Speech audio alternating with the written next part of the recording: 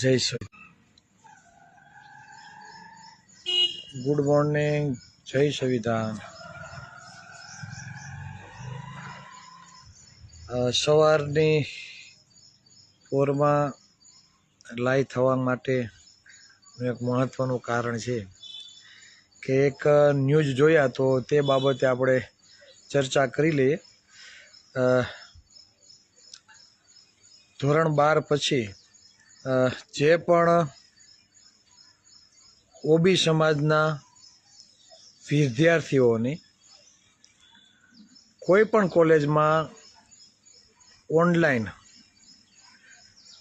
અરજી કરવાની હોય તો તેના માટેની ફી આ ગુજરાત સરકાર દ્વારા નક્કી કરવામાં આવી છે અને એ ફી જાણીને તમે પણ ચોંકી જશો, જેમાં અસમાનતા છે।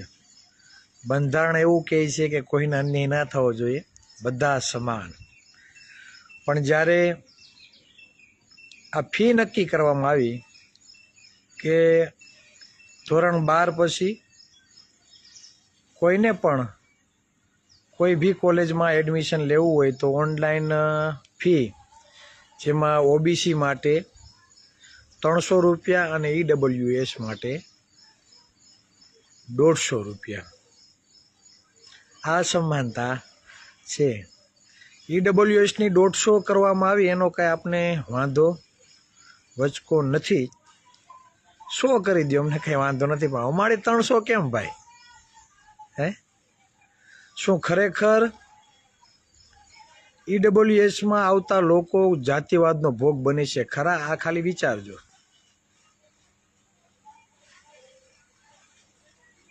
તો નહીં બનતા હોય, આર્થિક રીતે સદ્ધર નહીં હોય, પણ જાતિવાદનો ભોગ ખરેખર નહીં બનતા હોય, આ વિચારજો તમે।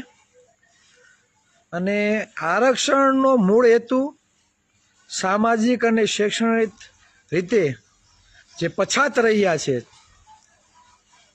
તે દૂર કરવા માટેનો છે। આપણે તો આઝાદીના 75-76 વર્ષ જેવું થઈ ગયું, હજી પછાતપણું દૂર થયું નથી। અને એમાં પણ નોકરી તો ખવાય છે, કોઈ બી નોકરી તમે જોઈ લ્યો। અને આંકડાઓ અમારા અમદાવાદથી પ્રોફેસર ડૉક્ટર પીસી રાઠોડ સાહેબ મૂકે જ છે, અમે પણ મૂકીએ છીએ કે 60% વસ્તી હોવા છતાં 70% લેખે ભરતી થતી નથી। એ બાબતે પણ ઓબીસી સમાજનો એક પણ આગેવાન સત્તા પક્ષનો બોલવા માટે તૈયાર નથી, વિરોધ પક્ષનો નેતા એટલો ખુલીને વિરોધમાં પણ આવતો નથી। આ વાસ્તવિકતા છે, એ સ્વીકારવી પડે। નોકરી તો ખવાય છે, હવે ફ્રીમાં પણ અન્યાય થઈ રહ્યો છે તો તેના માટે અવાજ કોણ ઉઠાવશે? ઓબીસી સમાજમાંથી આવતા ભાજપના ગુજરાત અધ્યક્ષ જગદીશ વિશ્વકર્માને કહેવા માગું કે ભાઈ, કાન આંખ આ બધું છે તો ખોરી ને। ગેનીબેન વિરુદ્ધ, મહિલા વિરુદ્ધ બણગા ફેંકવાનું બહુ તમને મજા આવે છે।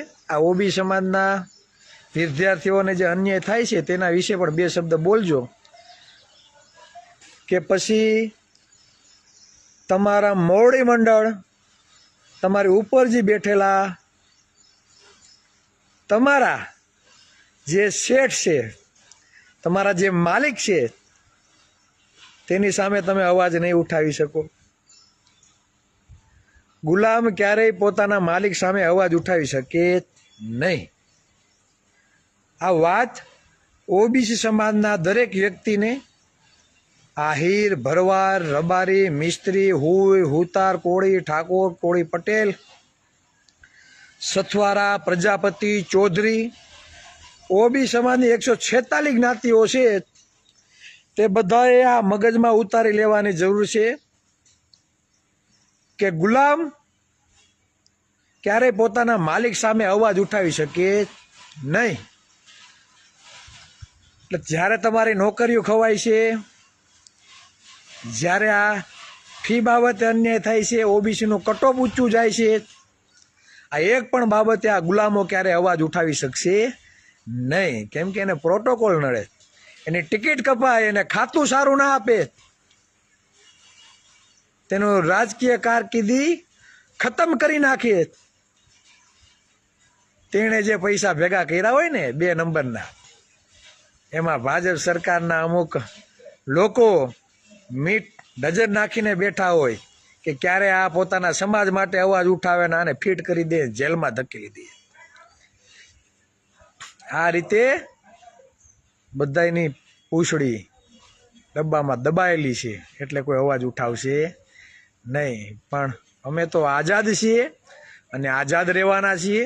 તમારાથી થાય એ ખીલા મારી લેજો, બાકી ઓબીસી સમાજ માટે હંમેશા અવાજ ઉઠાવશું ને ઉઠાવતા રહીશું. શરમ આવી જોઈએ, શરમ. સમાજના મત લઈ લઈને તમે બેઠા છો, અસંખ્ય નોકરીઓ ખવાય છે. જીઆરનો જ્યારે પરિપત્ર આવ્યો 2018માં, ત્યારે પણ તમે મૌન બેઠા રહ્યા, મૂંગા બેઠા રહ્યા.